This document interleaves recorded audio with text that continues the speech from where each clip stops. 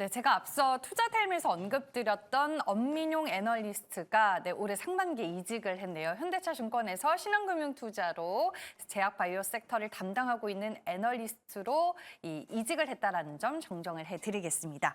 네, 오늘 이제 시장을 보면 코스피 지수가 1% 넘게 밀리면서 상당히 큰 낙폭을 기록하고 있습니다. 이 미국 시장의 영향을 고스란히 받는 모습인데요. 이 반도체를 포함한 기존 대장주였던 기술주들을 버리고 제약바이오, 로봇주 등 그동안 고금리에 고생한 종목들로 손바뀜 흐름들이 일부 나타나고 있습니다. 그러면 수급이 쏠리고 있는 섹터와 종목은 어떤 것들이 있는지 지금부터 분석을 해보겠습니다. SP인베스트의 유세벽 대표 나와 계십니다. 안녕하세요. 네, 안녕하세요. 네.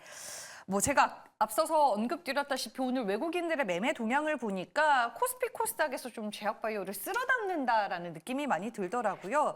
전기전자 업종에서 바이오로 이제 수급이 이동하고 있는 건지 좀 분석을 해주시죠. 우선은 네. 오늘 이 부분은 어제자 미국 시장의 흐름과 연관성이 있다라고 보여집니다. 왜냐하면은 기술주 중심의 나스닥이 굉장히 큰 폭의 하락을 보여줬는데 CPI 발표 이후에 이 금리 인하 기대감이 높아졌음에도 불구하고 기술주들의 조정이 들어왔다라는 부분은 저는 이렇게 해석을 하고 있어요. 건강한 조정이 한번 들어왔구나. 한번 밀릴 때도 됐구나. 이제 한없이 끝도 없이 올라갈 줄 알았던 미국 시장에서 한 번의 조정은 지금의 조정은 건강한 조정이라고 생각을 하고 있고 그렇다라면은 러셀 지수, 그러니까 중소형 단들이 많은 러셀 지수가 굉장히 큰 폭으로 상승을 했습니다. 그렇다라면은 이 부분이 이제 어떻게 보면은 고금리에 취약했던 중소형 종목들의 반등이 미국 시장에서 보여줬고 이 흐름이 우리나라로 전개되지 않았나라고 이렇게 해석을 하고 있고요. 그리고 그동안 선방했었던 그리고 주가 흐름이 굉장히 탄탄한 시나리오로 이어졌던 바이오 제약주들로 이쪽으로 또 다시 수급이 몰리면서 전반적으로 오늘 딱 코스피 시장과 코스닥 시장을 봤었을 때 제약 바이오 조금만 두드러졌거든요. 네, 그런 부분들이 이렇게 반영되지 않았나라고 보고 있고 지금 외국인들과 기관들의 수급 현황을 봤었을 때 이제 아무래도 소외 섹터뿐만 아니라 소외 국가 우리나라는 그동안 많이 못 올라왔거든요. 그런 부분들이 이제 시장의 기대감이 반영이 되면서 저가 매수세 이런 것들도 들어오고 있지 않나라고 이렇게 해석을 하고 있습니다. 네, 알겠습니다. 바이오 묻지마 랠리 시작이 됐나요? 이렇게 질문하시는 분도 있는데 오늘 외국인과 기관이 집중하고 있는 섹터를 보니까 공통적으로 두산그룹 눈에 띄고요. 앞서 저희가 언급한 제약바이오도 외국인들이 집중적으로 사고 있습니다. 종목으로 이제 자세히 들어가 볼게요. 앞서서 제가 외국인들이 코스피 코스닥 양시장에서 제약바이오 쓸어담고 있다라고 말씀을 드렸는데 총 3개 종목이나 올라와 있습니다. 그중에서 이제 한올바이오 파마를 먼저 볼까 해요. 어제 간담회가 진행이 됐는데 좀 일본 시장 진출과 관련해서 좋은 얘기가 나왔나 봐요. 네, 맞습니다. 간담회 결과를 놓고 봤었을 때 이제 리포트들이 쏟아지려고 할 텐데 네. 오늘 리포트가 나온 거는 디올 투자증권에서 나온 리포트가 있습니다. 거기 얘기를 잠깐 비춰보면은 과거 주목받았었던 바토클리마비 협력사인 미국 이뉴 노반트가 임상 결과 발표를 연기하면서 한번 주가에 악영향을 미쳤었는데 연기된 날짜가 내년 3월쯤입니다. 이렇게 보여지는데 이번 간담회에서는 해당 약재에서의 주목도를 다른 후속 파이프라인으로 돌려놓는 데 성공한 것으로 보여집니다. 현재 파킨슨병 그리고 노인성 질환에 대해서 진척이 있다라는 부분이 기재되어 있는데 이런 소식이 아무래도 주가에 긍정적인 흐름을 보여줬고 가장 큰 이유는 테슬라랑 굉장히 흡사하다라고 말씀을 좀 드리고 싶어요. 갑자기 제약바이오 얘기하는데 네. 테슬라가 왜 튀어나오지라고 생각을 하실 수도 있어요. 근데 지난번 컨퍼런스 콜 때 테슬라가 이제 아무래도 전기차 판매량에만 굉장히 집중을 했었던 기업 가치를 FSD 그러니까 이 자율주행 쪽으로 그리고 그런 쪽으로 이제 그 시선을 돌려주면서 주가가 크게 튀어 올랐거든요. 그 이후로 거침없는 상승을 보여줬다. 어저께는 좀 밀리긴 했지만 어쨌든 테슬라 얘기를 드리는 것이 아니고 시선을 돌려놨다. 즉 다른 파이프라인으로 시선을 돌려서 굉장히 긍정적인 주가 모멘텀으로 작용을 할 수 있게끔 간담회가 성공적이었다라고 말씀을 좀 드리고 싶고 거기에 따라 지금 한올바이오파마 같은 경우에는 주가가 굉장히 탄력적으로 잘 올라와주고 있어요. 근데 지금 현 구간에서도 저는 앞으로의 그 모멘텀이 살아있기 때문에 저는 추가적인 상승도 가능할 것이다라고 보여지고 굉장히 긍정적으로 보고 있습니다. 네, 현재 구간에서도 주가가 12%대 강세 흐름 보이고 있고 그동안 기간이 쭉 계속해서 매도를 해왔던데 외국인들이 관심을 가지고 매수하기 시작을 했고 일단은 주가의 추가 상승 흐름 기대해볼 만하다라고 코멘트를 해주셨습니다. 다음도 이제 제약바이오 종목이 되겠습니다. 외국인이 오늘 코스닥 시장에서 코롱 티슈진도 많은 관심을 가지고 있습니다. 그동안 말도 많고 탈도 많았던 인보사가 다시 임상에 대한 기대감이 형성이 되고 있는데 이번에는 좀 다른 시각으로 볼만할까요, 대표님? 하나하나 좀 짚어보면서 말씀을 네. 드릴게요. 사실 기업에서 임상 3상까지 갔는데 뭐 실패할 거야라고 하지는 않겠죠, 당연히. 그렇죠. 예, 네. 자신이 없을 수가 없을 겁니다. 근데 일단 대표나 관련 기업들의 언급은 좀 제외하고 본다라면은 일단 말도 많았었고 그리고 탈도 많았었던 이유가 2019년에 임상 계획과 다른 세포가 허가 심사 제출 성분에 포함되면서 한번 우리나라 식약처로부터 허가 취소가 되었었고 20년에는 임상 3상을 재개했는데 이 코로나 여파로 사람 모으기가 힘들다 보니까 굉장히 지연됐어요. 근데 지난 6월이 되어서 환자 등록을 완료하고 본격적으로 진행되고 있는 상황인데 결국에는 이 시장이 얼마나 클 것인가 사이즈를 봤었을 때 지금까지 이 관절 관련 치료 관련해가지고 해당 치료 관련해가지고 골관전염 관련한 치료제가 FDA 승인을 받은 이력이 없습니다.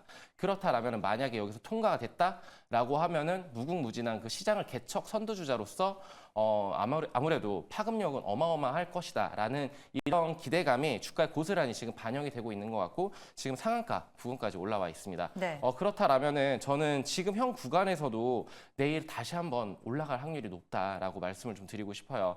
그러니까 이 시장이 만약에 FDA 승인 이제 안 됐었을 때 이런 우려스러운 부분들도 있고 차익 매물이 나올 수도 있겠지만 지금 현 구간에서 이제 골관절염 치료제 이 시장이 정말 큰 시장인데 거기에서 선두주자가 된다 그리고 거기를 독점한다라는 부분은 굉장히 큰 이슈라고 생각을 하고 있고 손실, 기회비용보다는 아무래도 이 기대감에 거는 베팅하는 그런 투자자들이 지금 현 구간에서 많아 보인다라고 말씀을 좀 드리고 싶습니다. 그 연속적인 주가 상승 흐름을 그래도 기대해볼 만한 구간이다 이 말씀이신 그렇죠. 거죠? 내일 그 월요일장에서는 한번 다시 한번 치고 올라갔다가 차익 매물이 좀 쏟아질 수도 있어요. 네. 그러면 조정이 들어왔었을 때 한 번쯤 진짜 바이오, 제약 이쪽을 좋아하시는 변동성을 좋아하시는 분들이라면 골관절염 치료 관련해가지고 그 시장의 캐파를 한번 확인을 해보시고 투자를 하는 것도 좋은 전략이 될 수도 있겠다라고 말씀을 드리고 싶어요. 오히려 월요일에 파는 게 아니고요.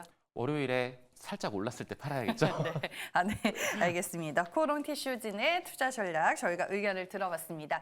이번에는 기관이 매수한 종목으로 가보겠습니다. 오늘 이제 인터넷 업종에 또 집중을 하고 있는데 네이버와 카카오 두 종목을 다 사고 있습니다. 주가 바닥 찍었다라는 얘기가 최근에 많이 들리고 있는 네이버와 카카오입니다. 두 종목 모두 이제 소외주에서 벗어날 수 있을지 궁금한데 솔직히 네이버랑 카카오는 최근에 매수하신 분들보다는 예전에 사놓고 본의 아니게 장기 투자가 되신 분들이 더 많은 종목이 아닐까 싶어요. 네, 그럴 것 같아요. 네. 진짜 정말 그 시총에서도 10위권 안에 들어갔던 종목들이 지금 하염없이 밀리고 있고 네. 주가를 보면은 이제는 바닥을 다졌나라고 생각을 하실 수도 있을 것 같아요. 주가의 그 지금 매력도를 본다라면은 네. 가격적인 측면은 상당히 많이 밀렸고 바닥을 다져가는 모습들을 보여주곤 있는데 그 부분을 제외하고 네이버는 저는 솔직하게 말씀드려서 조금은 긍정적이다라고 말씀을 좀 드리고 싶어요. 근데 어떻게 보면은 지금 시티은행에서 지금 리포트가 나왔었는데 네이버가 생성형 AI인 하이퍼 클로버가 그 수익을 내기 시작했다라고 하면서 아무래도 외국인들과 이 패시브 자금들이 좀 들어오고 있는 상황으로 보여지고요. 그리고 추천 종목으로 넣었다라는 이런 부분들이 수급적으로 굉장히 좀 긍정적인 요소가 될 수도 있다. 근데 이제 라임 사태라던가 아니면 이런 악재가 해소가 된다거나 그리고 이제 그 네이버 웹툰이 지금 미국에 상장했는데 여기에 기업 가치가 재평가가 된다라면은 네이버는 충분히 상승할 수 있는 턴어라운드 할 수 있는 그런 좀 상승 원동력이 되지 않을까. 그리고 이 종목 같은 경우는 아시겠지만 튼튼해요. 튼튼하게 실적도 잘 뽑고 있고 그런 환경을 고려했었을 때 저는 네이버는 긍정적이지만 카카오는 솔직히 저가의 매력 그거 말고는 저는 찾아보기 힘들다. 시총 80조 넘었던 그런 종목이 분할 상장을 너무 하면서 기업 주주들한테 진짜 찬물을 많이 끼얹었었는데 네.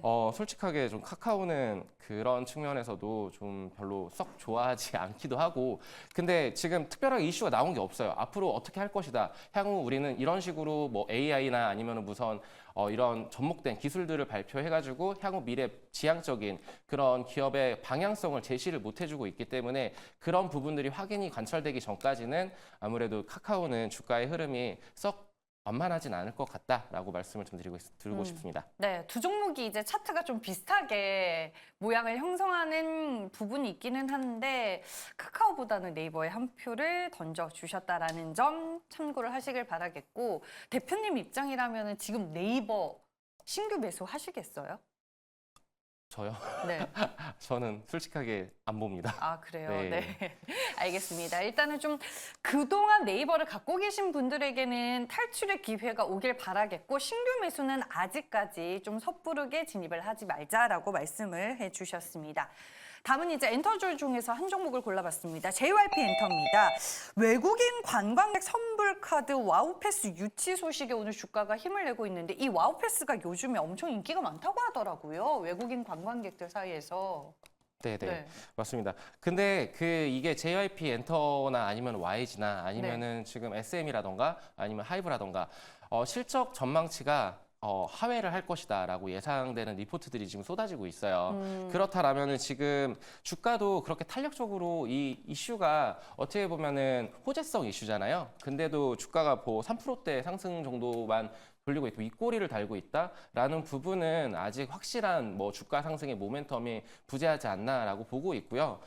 지금 일단 엔터 섹터 자체를 저는 썩 그렇게 선호하는 편이 아니에요. 왜냐면은 산업적으로 봤었을 때 아티스트들이 컴백을 하고 그리고 거기에 따라서 매출이 기존에도 잘했으니까 앞으로도 잘할 것이야 라고 하는 것들은 약간은 어떻게 보면은 좀 베팅을 해야 되는 그런 부분들이 있기 때문에 과거에 찬란했던 영광이 있었긴 하죠. 14만 원, 15만 원까지 갔던 그런 주가의 흐름이 지금은 하염없이 하락 추세를 벗어나지 못하고 있고 이 흐름이 탈피가 될 때까지는 결국에는 추세 전환이 이루어져야 되는데 그 부분까지는 다소 시간이 소요되지 않을까? 거기에 3분기 실적이 발표되는 지금 현 시점에서 저는 그 시장 예상치를 하회할 것이다. 이런 리포트들이 쏟아지는 관점에서 저는 좀 다른 산업군으로 좀 돌려보는 것이 좋지 않겠나라고 보고 있고 와우패스 긍정적입니다. 네. 긍정적이지만 이것 하나만의 재료를 가지고 기업 가치가 재평가가 된다라는 부분은 다소 무리가 있지 않겠나라고 말씀드리고 싶습니다. 네,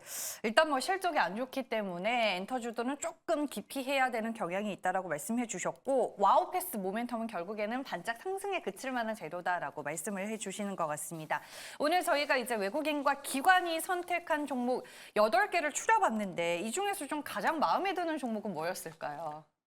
저는 네. 두산 로보틱스를 뽑도록 하겠습니다. 지금 근데 너무 많이 올랐어요, 지금 현재. 아, 그러면 두산 로보틱스는 여러 가지 지금 모멘텀이 있잖아요. 예. 두산그룹의 지배구조 개편, MSCI 지수 편입, 네. 그리고 로봇주로 봤을 때의 매력적인 포인트. 이 세 가지 중에서 어디에 좀 중점을 두시는 거예요? 저는 이제 두산 그룹이 진짜 그 개편을 상당히 잘했다.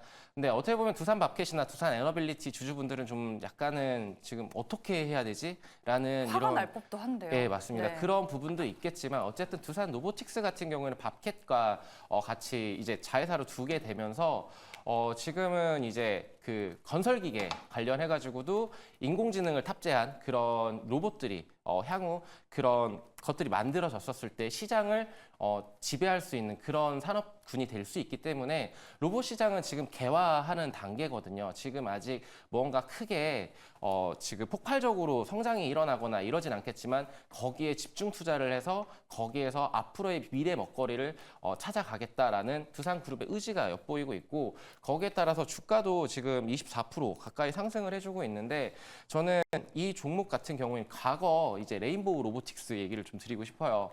로봇 관련해서 삼성에 이슈가 붙어주면서 2만 원 부근이었던 종목이 20만 원 넘어까지 10배거가 됐었거든요. 네, 두산 로보틱스가 우리나라 그 로봇 관련해서도 매출액 우리나라 국내 1위입니다. 1위고 그리고 현대 로보틱스는 비상장 기업이라서 말씀을 좀 드리기 그렇겠지만 어쨌든 우리나라 3대장 중에 하나고 거기에 두산마켓을 그 자회사로 두면서 시너지 효과가 날 것이기 때문에 실적 부분은 좀 다소 아쉬워요. 어쩔 수 없이. 근데 이제 금리 인하 기대감도 곁들여지면서 금리 인하가 된다라면은 성장주한테는 상당히 호재거리거든요. 네. 그런 부분에 비추었을 때 저는 형 구간보다는 살짝의 눌림목이 들어왔었을 때 매수를 하면 좋은 투자 대안처가 될 수 있지 않겠나라고 그 말씀드리고 매수 싶습니다. 가격과 목표 주가 라인 잡아주시죠. 저는 95,000원대 밴드에 95,000원 언더로 떨어진다라면 한번 저는 매수 타점이라고 보고 진입을 네. 할 것 같고 손절 라인은 85,000원으로 좀 잡고 싶습니다. 85,000원 라인으로 손절 라인은 좀 타이트하게 좀 잡아놓고 목표가는 12만 원 그 이상을 좀 바라보고 싶습니다. 알겠습니다. 손절 가격 85,000원으로 정정을 해드리겠습니다. 네, 시선주 탑픽 종목까지 선정을 해봤고요. 지금까지 SB인베스트의 유세벽 대표와 함께했습니다. 고맙습니다.